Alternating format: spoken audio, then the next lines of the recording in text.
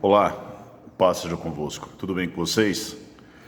Se você gostar do vídeo, dá um joinha. Se você não é inscrito no canal, se inscreva, ative o sino para você receber futuras notificações. Beleza? Tem um texto da palavra de Deus que está em 2 Coríntios, capítulo 10, versos 3 e 4, que Paulo diz o seguinte: porque embora andando na carne, não militamos segundo a carne, porque as armas da nossa milícia não são carnais, e sim poderosas em Deus para destruir fortalezas, anulando nós sofismas. O que eu acho interessante é que a palavra de Deus, ela sempre vai nos mostrar que, seja qual for a dificuldade e a guerra que nós enfrentemos, todas elas necessariamente são, antes de tudo, uma batalha e uma guerra espiritual.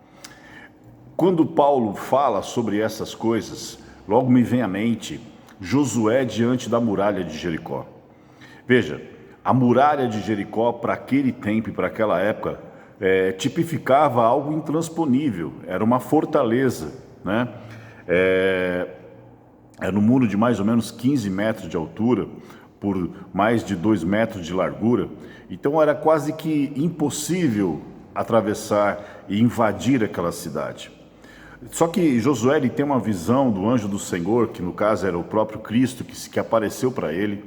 Só que mesmo assim, mesmo diante de muitos sinais, o que Satanás ele vai sempre procurar trabalhar na nossa mente é com engano. Por isso que Paulo ele usa a palavra, ou pelo menos a tradução aqui, é sofisma. E o que é um sofisma?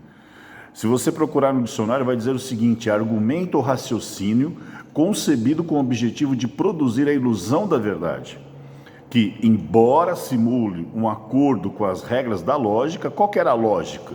Era intransponível aquele muro. Apresenta na realidade uma estrutura interna inconsistente, incorreta e deliberadamente enganosa. Ou seja, qual que era o engano aqui? Que era impossível transpor aquele muro, mesmo tendo Deus de todo poder ao seu lado. Então, sempre Satanás ele vai trabalhar tirando a sua visão do próprio Senhor para si mesmo. Porque quando você olha para si, você acaba olhando para as suas impossibilidades. Você acaba olhando para a sua incapacidade material de conseguir vencer determinadas situações. Por isso eu falo para você, e falo categoricamente, não faça aliança com o diabo. Porque quando você dá ideia a esse sofisma, o que é um sofisma resumidamente? É algo que tem aparência de verdade dentro de uma lógica, mas que dentro de si, na verdade, produz um engano. Então o Satanás ele sempre vai procurar trabalhar na mente do ser humano através do engano, e dizendo, você não vai conseguir. Então Jericó nada mais é do que os nossos medos. Jericó para nós, a muralha, nada mais significa do que os medos que nós temos. E eu fiz uma lista aqui. Deus jamais poderá me perdoar. Essa é a fortaleza da culpa. Jamais conseguirei perdoar aquela pessoa. Essa é a fortaleza da mágoa. Coisas ruins sempre acontecem comigo. Esta é a fortaleza da autocomiseração. Preciso estar no controle. Essa é a fortaleza do orgulho. Não mereço ser amado. Essa é a fortaleza da rejeição. Jamais me recuperarei. Essa é a fortaleza da derrota. Preciso ser bom, senão Deus me rejeitará. Essa é a fortaleza do desempenho. Sou apenas tão bom quanto minha aparência. Essa é a fortaleza da aparência. Meu valor é determinado pelas minhas posses. Essa é a fortaleza do materialismo.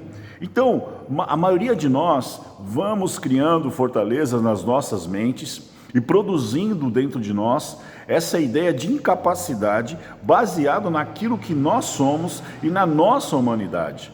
Mas o que nós temos que olhar é a promessa de Deus para as nossas vidas. E aí eu tenho um detalhe interessante sobre essa questão, quando Josué ele estava diante da muralha de Jericó. Deus manda ele tocar o chofar. Existia 2 tipos de toques. Um era através de um de uma trombeta de prata, né?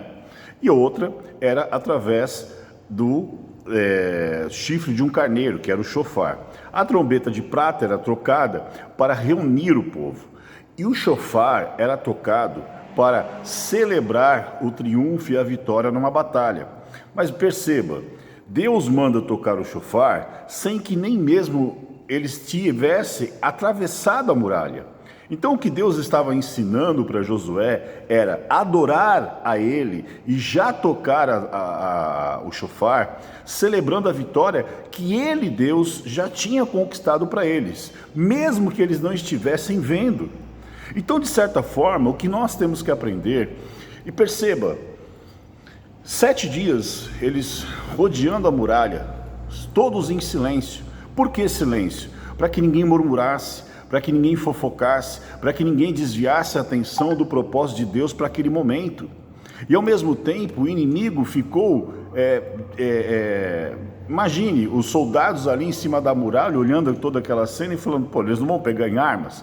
É assim que o inimigo muitas vezes vai se sentir, porque no momento da nossa dificuldade, que a muralha se coloca diante de nós, ele nos vê em adoração, e é isso que Deus espera de nós.